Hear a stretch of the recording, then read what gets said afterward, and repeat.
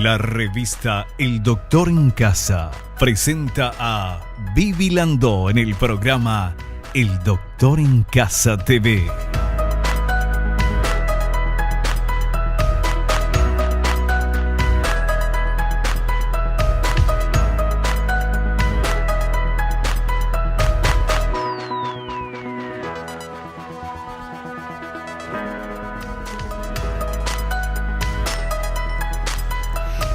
Hola, ¿cómo están todos? Muy, pero muy bienvenidos. Esto es El Doctor en Casa. Hoy vamos a hablar de la enfermedad diverticular. Quien va a hablarnos y a quien vamos a preguntar sobre este tema es nuestro invitado, el doctor Isaías Frete Zárate, es cirujano y coloproctólogo. Y vamos a ver un poquito esta placa donde indica algo sobre el tema que vamos a hablar, ya para hacer una introducción. A partir de los 40 años de edad, la probabilidad de padecer diverticulosis aumenta aproximadamente cada 10 años. Cerca de la mitad de las personas de entre 60 y 80 años de edad tienen la enfermedad diverticular. Cuando estas pequeñas bolsas se infectan o inflaman, sobreviene una condición denominada diverticulitis. Entre el 10% y el 25% de los pacientes con diverticulosis desarrollarán diverticulitis en alguna etapa de la vida. Bueno, bien complicadito está el tema, ¿verdad? Quedaste pensando cómo es. Bueno, esto vamos a preguntarle a nuestro invitado que nos va a explicar en el programa de hoy. Pero nosotros, antes de iniciar el programa, siempre agradecemos. Queremos agradecer a las marcas que nos están apoyando. Muchísimas gracias. Y nuestro ejercicio de la gratitud, agradeciéndole a Dios por el don de la vida, por el amor, la salud, la familia, los amigos, el trabajo, los compañeros de trabajo. Situándonos en el lado bueno y positivo de la vida, al agradecer, desde ese lugar comenzamos el programa El Doctor en Casa. Hoy vamos a aprender mucho. Un capo, nuestro invitado, el doctor Isaías Frete Zárate, cirujano y coloproctólogo. Hacemos un pequeño corte, recibo a nuestro invitado y enseguidita estamos con el tema.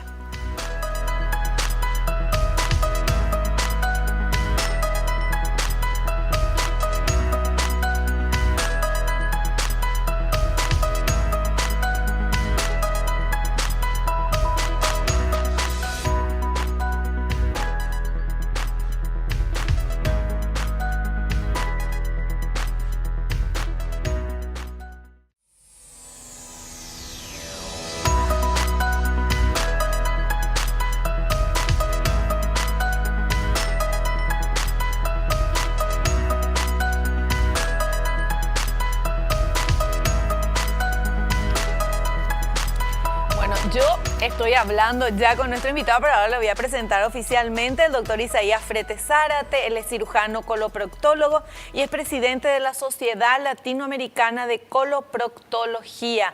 Doctor, bienvenido al programa. Muchas gracias. Qué placer tenerte aquí. Muchas gracias y un saludo fraternal a toda la audiencia. Doctor, explícanos, por favor. Estamos hablando ya nosotros en este primer corte sobre la importancia de poder entender bien y no confundir el tema de a qué médico acudir cuando tenemos algún tipo de problemas, ¿verdad? Considero muy importante la educación médica, que parte de los medios masivos de comunicación. En ese sentido, mi especialidad ha hecho avances relativos, no como nosotros quisiéramos, dentro de la difusión del cáncer de colon. La incidencia del cáncer de colon es altísima en el Paraguay porque la información no llega al ciudadano de que es uno de los cánceres prevenibles. Claro. El otro aspecto que considero muy importante es que la audiencia se nutre de información en cuanto a lo que está padeciendo, junto a quién ir. Hay mucho, en mi especialidad ocurre eso, ¿verdad? De que el ciudadano tiene un problema, tiene un inconveniente y no sabe que existe la especialidad de coloproctología y que lo que está sintiendo tiene que direccionarlo hacia un especialista. Hoy en día la medicina se ha desarrollado tanto de que dentro de las especialidades existen otra vez subespecialidades. Por eso creo que es muy importante programas como el tuyo, de modo tal de que el ciudadano se entere dónde debe de acudir cuando tiene un problema de una determinada área de su cuerpo. Claro. Ahora, ¿nos puede explicar, doctor, el tema de la coloproctología, esta especialización? La coloproctología es una rama de la medicina, es una subespecialidad de la cirugía general. Para ser coloproctólogo, uno primeramente tiene que ser cirujano general y el programa incluye terminar la especialidad de cirugía general, que en los países varía entre 3 a 5 años, y luego hacer 2 años de coloproctología. Entonces, un coloproctólogo bien formado le lleva más o menos un promedio de 6 a 7 años culminar la carrera. ¿Por qué? Porque abarca muchas áreas. Estudia enfermedades del ano, del recto y del intestino grueso. Eso implica conocer la clínica, saber operar las enfermedades del área, saber hacer estudios endoscópicos. El concepto actual no es lo mismo leer un informe de una endoscopía, de que el cirujano vea la lesión y ya pueda mentalmente estar elucubrando qué táctica quirúrgica va a utilizar para solucionar ese problema. Entonces, la colonoscopía, que es la endoscopía, endoscopía quiere decir endos, adentro, scopía, mirar, mirar adentro. Entonces, el coloproctólogo bien formado tiene que estar entrenado para hacer colonoscopías, vale decir, el estudio de todo nuestro intestino grueso. También tiene que saber hacer estudios funcionales de recto. Lo voy a ejemplificar de la siguiente forma. Hay muchas personas, sobre todo en nuestro país, sobre todo mujeres multíparas, que hacen esfuerzos para irse de cuerpo. Tienen la sensación de ir de cuerpo, pero no lo pueden expulsar. Entonces eso se diagnostica. Uno de los estudios es estudios de fisiología anorrectal. O sea, se estudia la funcionalidad de la parte final del intestino grueso. Y dentro de eso, otra vez existe una serie de aparatajes que se utiliza para estudiar la fisiología anorrectal. Vale decir, la coloproctología hoy en día es una rama bastante amplia de la medicina y ha tardado muchos años, pero hoy en día en el mundo entero se ha impuesto. Para que tengas una idea, en el Brasil están cadastrados 2.852 coloproctólogos y les falta mucho más. ¿Y acá cuántos tenemos? Acá nosotros en la Sociedad Paraguaya de Coloproctología tenemos 42. Y pero no dan abasto. No, por supuesto, estamos hablando de 7 millones de habitantes. Entonces, muchas enfermedades de la especialidad, por necesidad, son atendidas por cirujanos generales. Claro, claro. Y por médicos de familia. Sí. Bueno, pero ¿cuándo uno tiene que ir al coloproctólogo? Cuando la persona tiene inconvenientes, no solo abdominales en sentido general, sino cuando tiene alguna alteración en su ritmo evacuatorio. Y eso es una gama muy grande. Voy a ejemplificarlo con lo siguiente. Hay personas que van al baño y al higienizarse o al levantarse y mirar, encuentran sangre. Eso hay que asustarse con eso, ¿verdad? Cuando uno pierde, aunque sea una gota de sangre, en la mente uno tiene que llevarlo como si haya perdido 1 litro de sangre. La tendencia en nuestro país siempre es producto de nuestra cultura propia, que tenemos un pudor mal interpretado. El paciente no lo cuenta, o va a la farmacia de la esquina o consulta con el amigo y ya le dicen de que tiene hemorroides, entre comillas, y empieza a automedicarse. Y detrás de un sangrado banal puede estar una lesión precancerosa o puede estar un cáncer que es inicial, que en esa etapa es tratable y es curable. Pero lo que ocurre normalmente es que le culpan a las hemorroides. Las hemorroides son un racimo de venas con el cual uno nace y que en el tiempo puede desarrollarse, puede agrandarse, y una de sus sintomatologías es la eliminación de sangre en pequeña cantidad, en gotas. Pero reitero, uno no debe de pensar, el peor error es pensar de que lo único que puede sangrar cuando uno va de cuerpo son las hemorroides. Eso implica en una persona, sobre todo de más de 40 años, preguntarse, ¿pero por qué estoy sangrando? Claro. Y averiguar el por qué.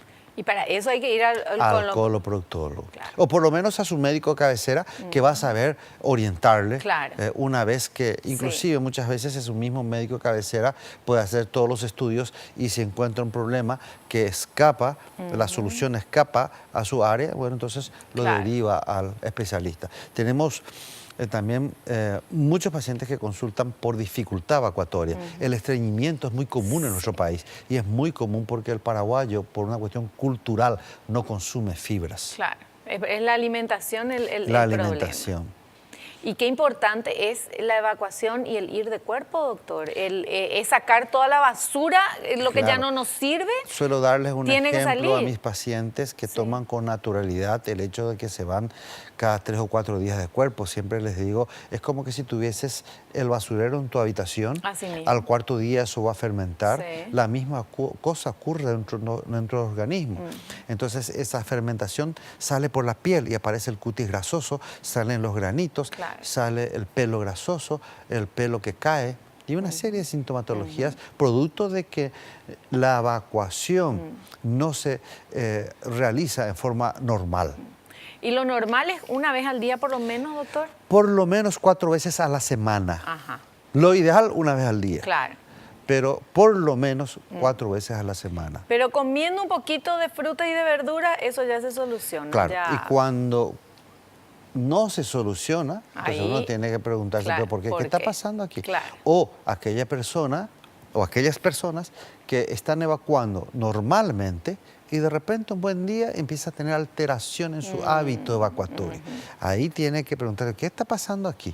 Claro. Entonces ahí tiene que consultar. Claro, o sea, no tomar como si fuera así muy banal o muy normal. Bueno, así nomás, esta semana, después la próxima seguramente voy a regularizar porque ahí algo está sucediendo y si nos vamos al médico podemos encontrar a tiempo Claro, pero cáncer que es curable. Pero claro, lo que ocurre normalmente es, por una cuestión cultural, es la Sí. automedicación. Ah, sí, eso sí. Va a la farmacia de la esquina y compra el laxante.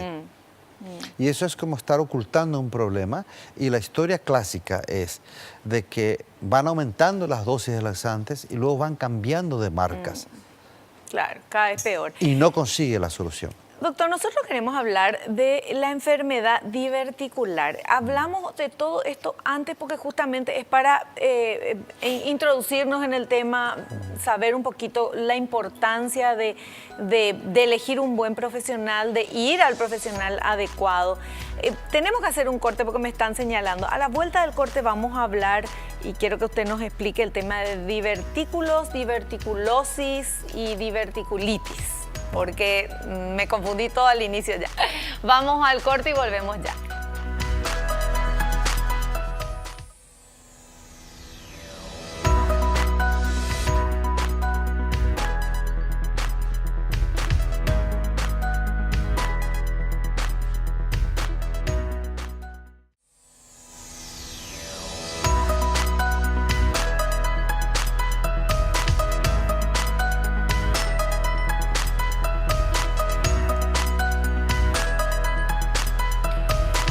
Charlando con nuestro invitado, el doctor Isaías Fretes Zárate, él es cirujano y coloproctólogo, es presidente de la Sociedad Latinoamericana de Coloproctología y queremos entender un poquito todo esto, por lo cual tenemos un material que habla de la diverticulosis. Vamos a presentar este material y después el doctor nos va a decir si está correcto o no. Adelante, por favor.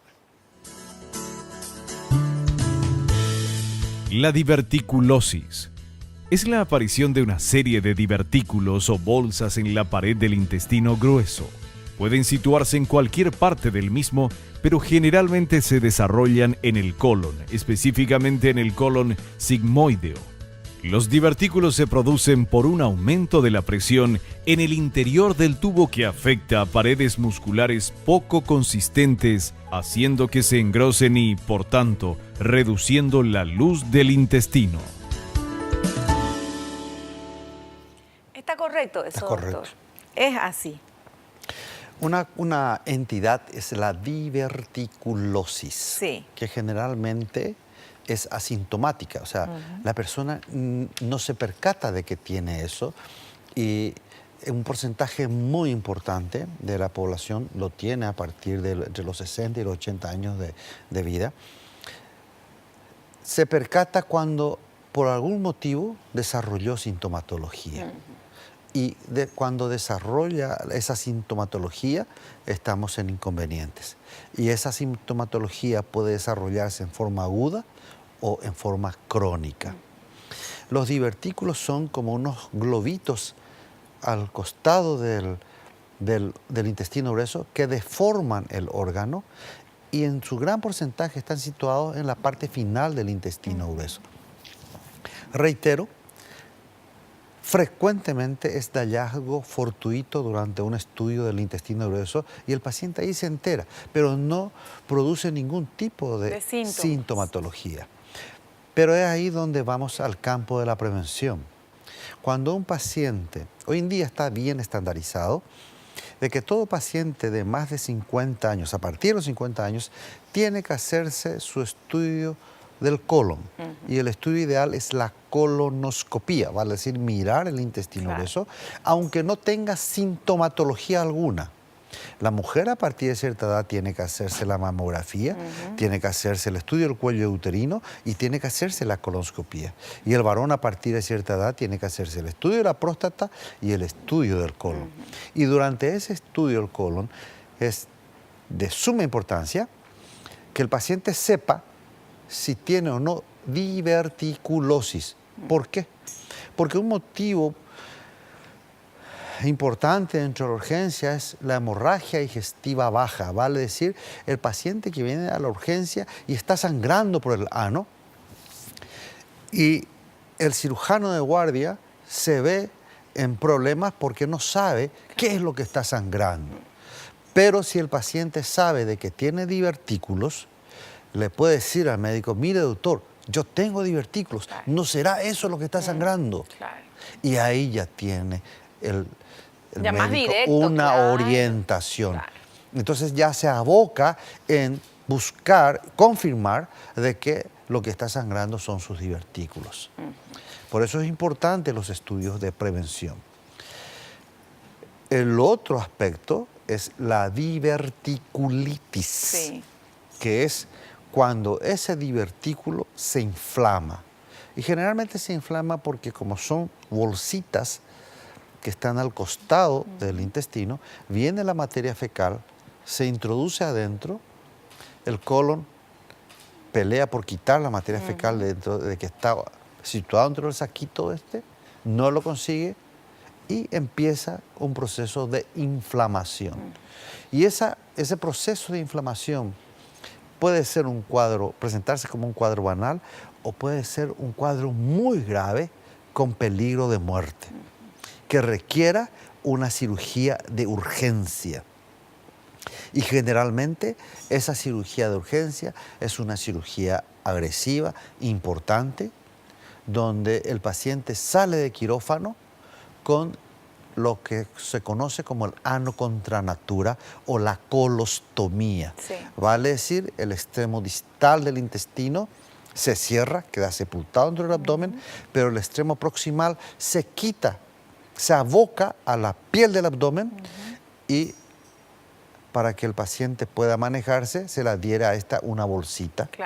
Y esa es una bolsita que recoge el residuo porque, por supuesto, al ser abocado contra natura, se pierde el control de la evacuación. Y esas son bolsitas especiales que tienen filtro antiolor y filtro antirruido. Entonces, el cuadro diverticular puede ser expresado en su etapa aguda, puede ser un cuadro leve, como puede ser un cuadro muy grave. Hay gente que se muere de eso. Por eso que es importante el poder hablar con alguien como usted, doctor, que nos pueda explicar claramente, porque para quienes no sabemos, diverticulitis, diverticulosis, todo parece lo mismo. Sin embargo, no es así. O sea, una persona tiene, al hacerse la colonoscopía a partir de los 50 años, los varones y mujeres también seguramente, igual, ¿verdad? Entonces, ahí ya va a aparecer si hay divertículos, ya vas a ver, si hay bolsitas, vas a ver de que tiene los divertículos y ya vas a ver que tiene que cuidar su alimentación. Porque el paraguayo, por una cuestión cultural, no consume fibras. Sí, El pomelo se está pudriendo ahora. cierto. Nadie come. O muy pocas personas lo consumen. Sí, Entonces, no estamos acostumbrados, por una cuestión cultural, a consumir frutas y verduras crudas todos los días. El paraguayo tiene una alimentación muy estereotipada y una de las cosas que nos engaña bastante y es muy difícil erradicar es el famoso tererupá. sí. Eso hace Claro. súper mal, doctor. Claro. Bueno, y el tema que nos está hablando el doctor, que hablamos siempre acá con todos los profesionales que nos visitan, el tema de comer un poco más de verduras y frutas. Y la manera más fácil que yo descubrí es comer una ensalada antes de la comida. Claro. Un primer plato de Pero ensalada. no forma parte de nuestra cultura. No. Y vos ves el asado que se está haciendo, o no se acompaña con ensalada, Sí. o la ensalada que se acompaña es la ensalada de arroz o la ensalada De rusa. papa, sí, cierto, cierto. Bueno, tenemos otro material que vamos a ver. Antes de ir al corte, por favor, porque el doctor ya nos habló de la diverticulitis. Vamos a, nada más que vamos a pasar este material que dice, explica. Adelante, por favor, vamos a ver. Diverticulitis. La diverticulitis. Se trata de pequeñas bolsas o sacos del revestimiento de los intestinos que sobresalen de forma anómala y padecen inflamaciones o infecciones. Su síntoma más común es el dolor abdominal. El lugar más habitual es alrededor del lado izquierdo del abdomen inferior. Si la causa es una infección, también aparecen síntomas como fiebre, náuseas, vómitos, escalofríos y constipación. La severidad de los síntomas depende de la extensión de la infección y de la presencia de complicaciones. Está correcto, es Así lo que nos mismo. dijo, ¿verdad? Perfecto. Y si tenemos tiempo, ¿podemos pasar el otro? ¿Sí? Dale, vamos. Complicaciones de la diverticulitis. A toda velocidad, vamos. Complicaciones de la diverticulitis. Sangrado. Es una complicación rara. Cuando un divertículo sangra, la sangre aparece en la materia fecal. Abscesos, perforación y peritonitis. Un absceso es un área infectada que puede causar tumefacción y destruir tejido. A veces el divertículo infectado puede provocar perforaciones. Si la infección se libera dentro de la cavidad abdominal, provoca una peritonitis. Fístula. Cuando los tejidos dañados entran en contacto con otros durante una infección, pueden quedar pegados uno a otro. Los órganos más comúnmente involucrados son la vejiga urinaria, el intestino delgado y la piel. Obstrucción intestinal. La cicatriz causada por una infección puede ocasionar una obstrucción parcial o total del intestino grueso.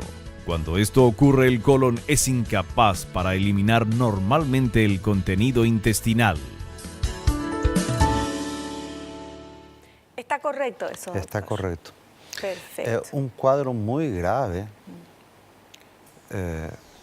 puede desencadenarse por la enfermedad diverticular cuando el paciente tiene dolor de panza, va al baño y lo que elimina es sangre.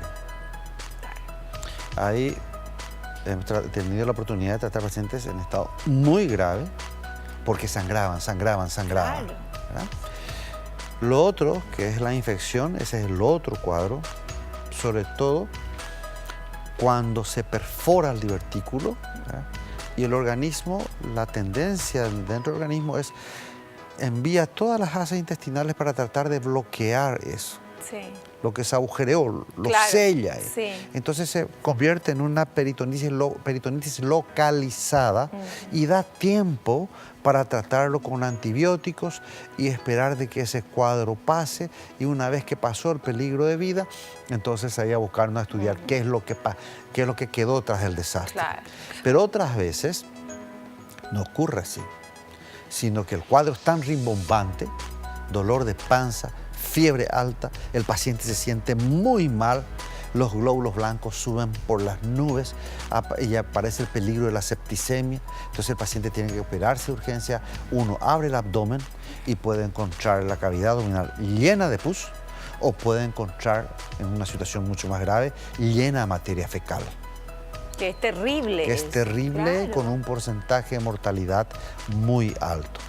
Pero muchas veces se llega a ese estado porque el paciente, al sentir su dolor de panza, al sentir su fiebre, tomó antiespasmódicos, se automedicó claro, con antibióticos.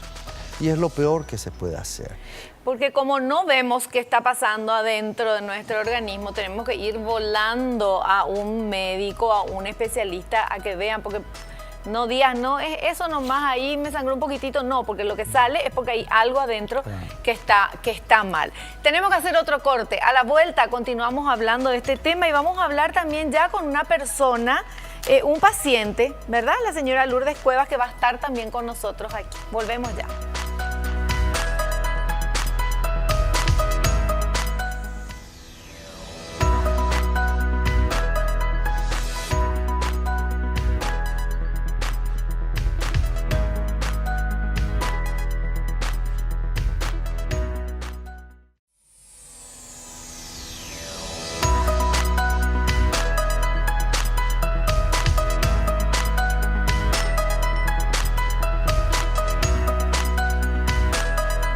Muy bien, nosotros continuamos hablando de este tema súper interesante con nuestro invitado, el doctor Isaías Frete Zárate.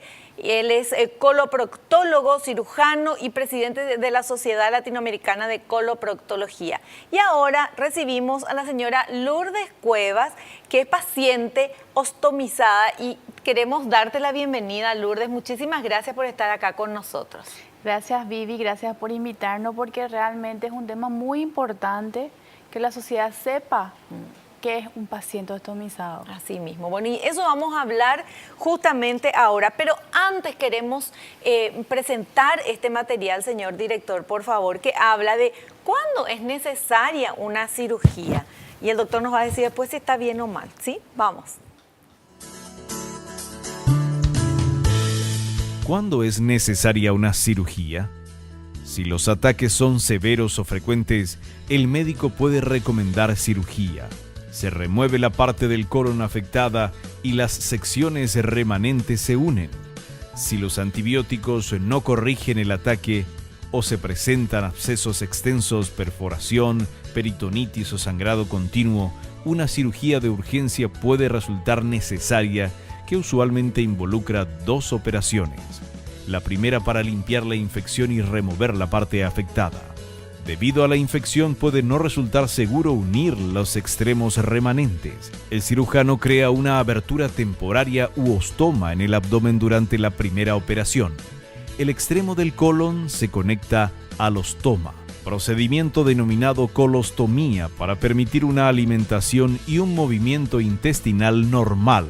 En la segunda operación, el cirujano une los extremos del colon. Es así, doctor, lo que nos explicaba ya antes, ¿verdad? Es así, exactamente. Pero hacemos ostomías o colostomías o ileostomías, ¿verdad? No solo una enfermedad diverticular. Hoy en día el porcentaje de pacientes ostomizados en nuestro país es importante, y sobre todo porque se agrega, Asunción entra dentro de las ciudades industrializadas, de a poco va entrando. Sí. Entonces aparece el trauma como otra causa más, claro, para que el paciente termine ostomizado, y sobre todo por el tema de las motos, que es tan fácil comprar una moto en el Paraguay, sí, y es tan fácil adquirir la licencia de conducir. Sí. Es más, ni siquiera se necesita licencia de conducir para subirse sobre una moto en este país. Y ese es otro de los motivos por los cuales ha aumentado la incidencia de los pacientes ostomizados. Lo grave es que muchos de estos pacientes creen de que se le acabó el mundo porque tienen una ostomía. claro.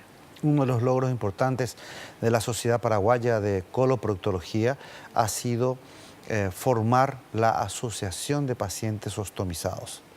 Esa asociación ahora está reactivada.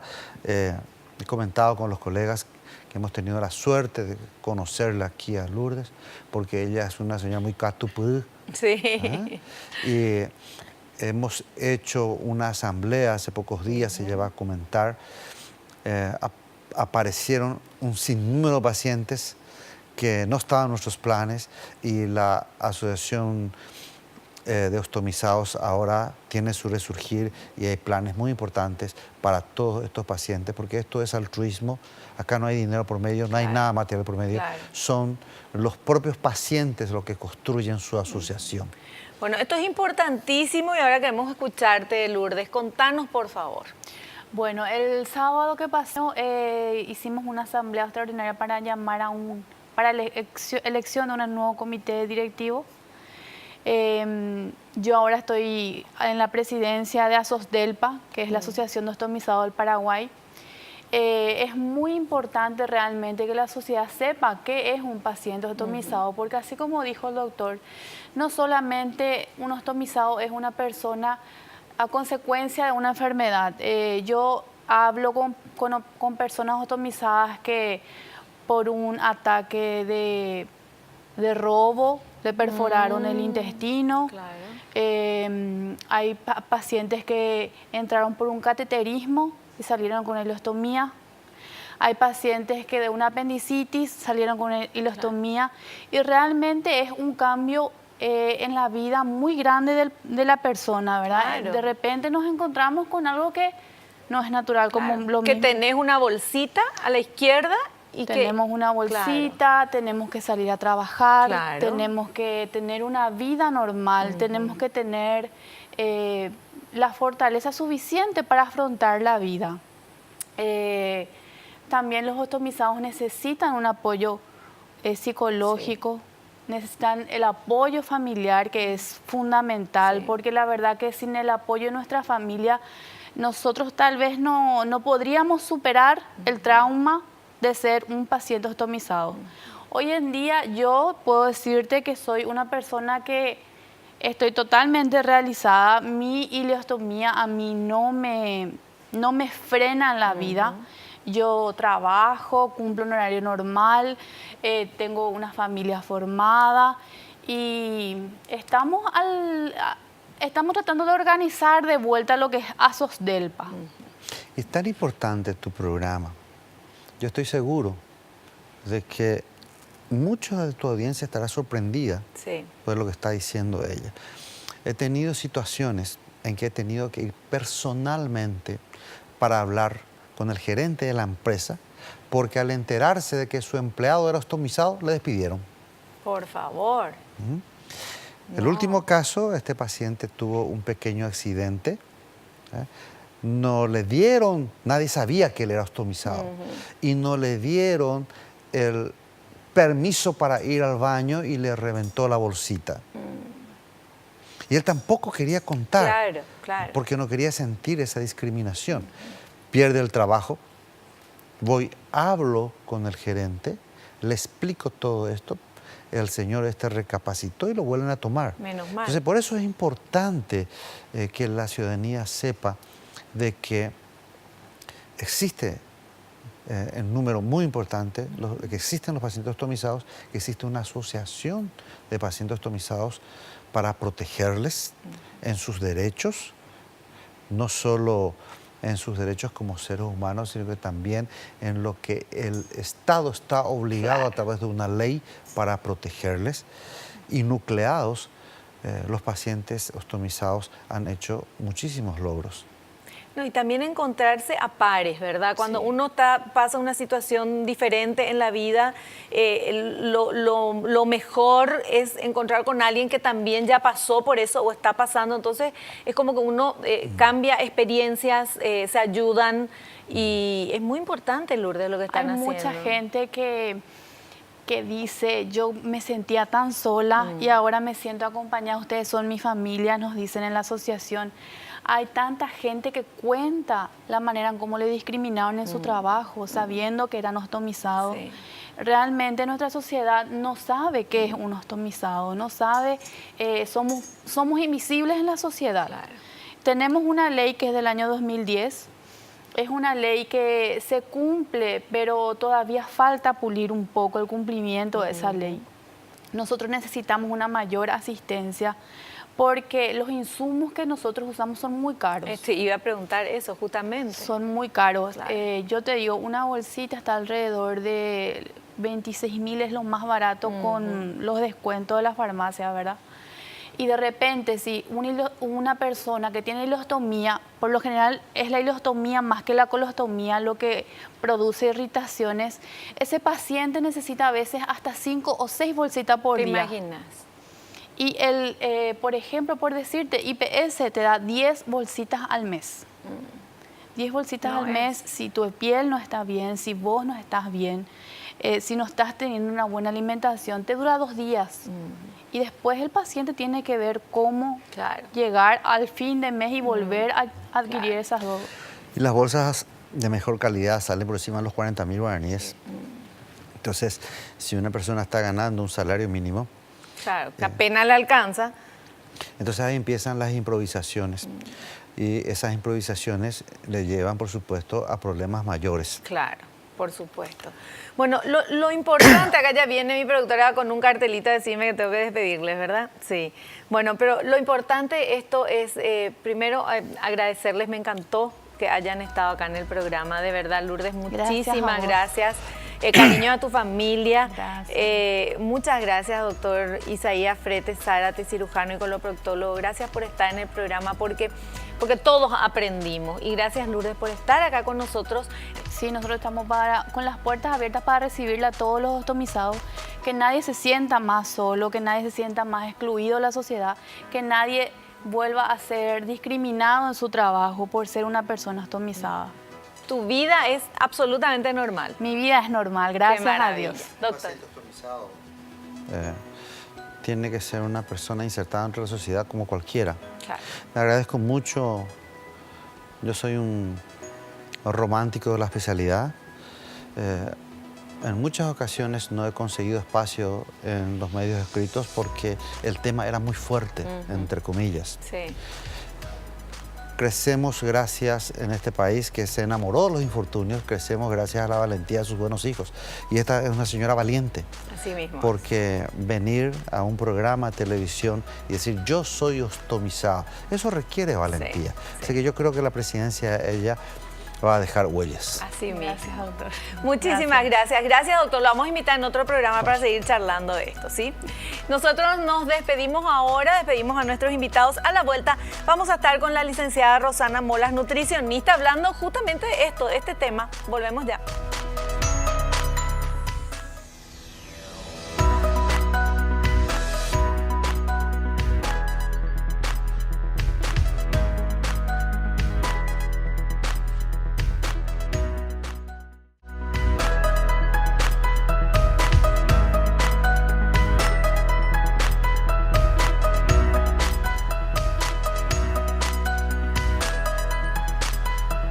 Estamos ya con la licenciada Rosana Molas, ella es nutricionista. ¿Qué tal, licenciada? Bienvenida al programa, ¿cómo estás? Mucho gusto, Vivi, muchas gracias. Sí, estamos por aquí cumpliendo un poquito y tratando de explicar un poquito la diferencia entre la alimentación y la importancia de la fibra, más que nada en esta clase de patologías, ¿verdad? Claro.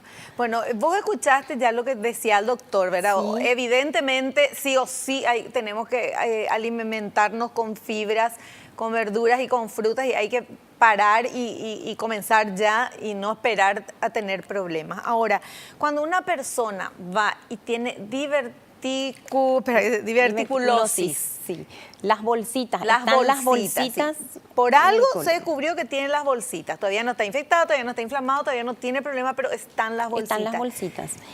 ¿Qué tiene que hacer? ¿Cómo tiene que ser su alimentación? Ese es el momento en que nosotros tenemos que cuidar justamente para evitar llegar a la diverticulitis, ¿sí? Y ese es el momento en que nosotros tenemos que agregar buena cantidad de fibra a nuestra alimentación. Lo ideal es consumir entre 25 a 30 gramos de fibra al día. No todos llegan a consumir esa cantidad porque lastimosamente no hay una costumbre de consumir. vegetales en el almuerzo, vegetales en la cena, 2 a 3 frutas en el día. Esa costumbre no tiene el paraguayo y no tienen en sí muchos de nuestros países en Latinoamérica. Entonces se ve más todavía en los casos de diverticulosis. Entonces lo que se hace ya en el consultorio, cuando nosotros tenemos pacientes que tienen esta patología, es ayudarle con un extra de fibra, ¿sí? Ese extra de fibra podemos conseguir a veces con un suplemento de fibra o si no con todo lo que sea panificados integrales, ¿sí? Todo lo que sea panificados integrales. ¿Y qué tendríamos que suspender o tratar de evitar en este punto? Las semillitas, todas las semillitas que están tan de moda y que nos aportan buena cantidad de fibra también, pero que pueden ser contraproducentes en los divertículos, porque pueden crear mayor inflamación, como son chiquititas, que se vayan quedando cerca del divertículo, en el divertículo, pueden causar una inflamación mucho más grande y hacernos llegar a una diverticulitis. Ah, mira qué interesante, o sea, todas las semillitas que están de moda. Todas las semillitas chiquitas, esas son las que tendríamos que evitar, inclusive la semillita del tomate. Sí, y un tipo de fibra que nosotros le llamamos las celulosas, que son las insolubles normalmente, las que quedan en el gastrointestinal mucho más tiempo, esas también tendríamos que evitar. Nos tiramos por las hemicelulosas o las fibras solubles, las que ayudan a tomar más cantidad de agua, justamente para que nuestro bolo fecal salga con mayor facilidad sin tener que hacer ni siquiera esfuerzo, sin tener que forzar, sin que quede ninguna molestia. Esas son las que tenemos que aprender a seleccionar y a consumir. Y nuestro cuidado en cantidad de agua, eso es sumamente importante. La cantidad de agua que se toma durante el día es súper importante, porque si nos cargamos con buena cantidad de fibra, pero al final no llegamos al tope de agua, nuestras fibras no están actuando en la forma que tendrían que actuar en el organismo. ¿Y la cantidad de agua es 2 litros? 2 a 3 litros, depende mucho de la actividad física que haga ese paciente, depende mucho de su constitución, ¿sí? Depende de si toma o no algunos medicamentos. Hay varios puntos que tenemos que otra vez observar para decirle tanto de agua vas a tener que tomar, pero lo general es de 2 a 3 litros al día. Bueno, y una persona que tiene diverticulitis, ¿qué tiene que comer? Cuando hablamos de diverticulitis, si estamos en una fase crítica, como dice el doctor, una fase de sangrado, como él nos comentaba, normalmente la alimentación oral se suspende totalmente. ¿Sí? Pasamos a una alimentación parenteral, que es totalmente diferente, ¿sí? La vía oral está totalmente eliminada y se va de a poco viendo el proceso del paciente para que vaya ingiriendo alimentos, primeramente una alimentación líquida. Todos los calditos, juguitos que le hagamos se van colando y va empezando con una alimentación totalmente líquida. ¿Sí? Después podemos pasar a lo más pastosito, lo licuado, por ejemplo, una sopita licuada, todavía sin fibras, y así proceso a poquito hasta lo pastoso, ir agregando fibras. ¿Sí? Ya. Y una persona que está ostomizada, como por ejemplo estuvo esta paciente acá con nosotros, ¿la alimentación de estas personas es igual, es diferente? Hay puntos también que son importantes tener cuidado. Primeramente la higiene. ¿Sí? Primeramente la higiene, es súper importante la higiene de la zona porque de acuerdo a que está no higienizado, también vamos a ver qué alimentos podemos ir incorporando. Después otros alimentos que tendríamos que tratar de evitar son todos los que producen un poquito de gases, los que dan un poco de flatulencia. ¿Sí? Todo lo que sea repollo, las coles, la papa, esos son los que tendríamos que evitar más que nada por el propio olor que puede ir generando. De repente si el paciente va a estar en la casa es mucho menos, pues si tiene que salir, va a ir al trabajo, esos pequeños cuidados. Pero en general no... Los horarios de las comidas, que todos tendríamos que mantener en general un buen horario de comida, ¿sí? Hacer esas 6 comidas por lo menos al día, 4 comidas y 2 colaciones, y la cantidad de agua también es importante en el paciente ostomizado. Perfecto.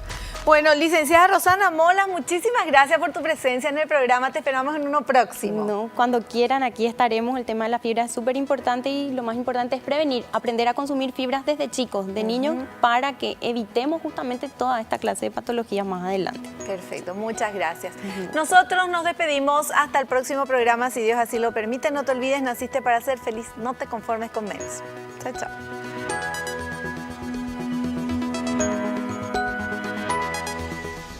La revista El Doctor en Casa presentó a Vivi Landó en el programa El Doctor en Casa TV.